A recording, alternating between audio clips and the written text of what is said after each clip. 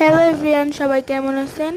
আমরা সাম এন্টারটেনমেন্ট থেকে বলছি। আজকে আমরা সবাই গেছিলাম একটু 21শে ফেব্রুয়ারির দিকে একটু ঘুরতে গেছিলাম।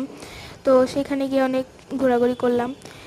তো আমি একটা 21শে ফেব্রুয়ারি উপলক্ষে আমি একটা ডায়েরি মানে কবিতা লিখেছি। তো চলো চলো আপনাদেরকে বলি।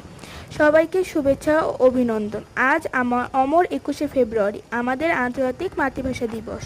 কিন্তু এই দিনটি শুধু একটি দিবস নয়, এটি আমাদের আত্মত্যাগের ইতিহাস, আমাদের অস্তিত্বের গল্প।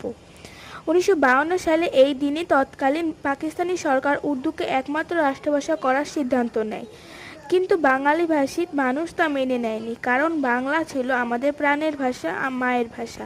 এই অন্যায়ের প্রতিবাদে ঢাকা বিশ্ববিদ্যালয় এবং আশেপাশের এলাকায় ছাত্ররা আন্দোলন নামেন। তারা চেয়েছিলেন এক বাংলা হোক রাষ্ট্রভাষা। কিন্তু সেই শান্তিপূর্ণ আন্দোলনের ওপর গুলি চালানো হয়। বুকের তাজা রক্ত ঝরিয়ে শহীদ হন সালাম, রফিক, বারকাত, জব্বার এবং আরও অনেক নাম না জানা বীর সন্তান। তাদের এই আত্মত্যাগের ফলে 1956 সালে বাংলা রাষ্ট্রভাষার মর্যাদা পায়। আর পরবর্তী 1999 সালে ইউনেস্কো 21শে ফেব্রুয়ারি আন্তর্জাতিক মাতৃভাষা দিবস হিসেবে ঘোষণা করেন। আজ এই দিনটি সারা বিশ্বে পালিত হয় ভাষার মর্যাদা রক্ষার প্রতীক হিসেবে।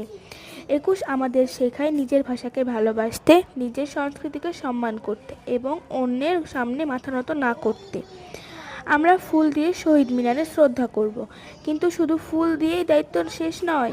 আমাদের উচিত শ্রদ্ধাভাবে বাংলা ভাষা, বাংলা লেখাও এবং নতুন প্রজন্মকে ভাষার ইতিহাস শেখানো।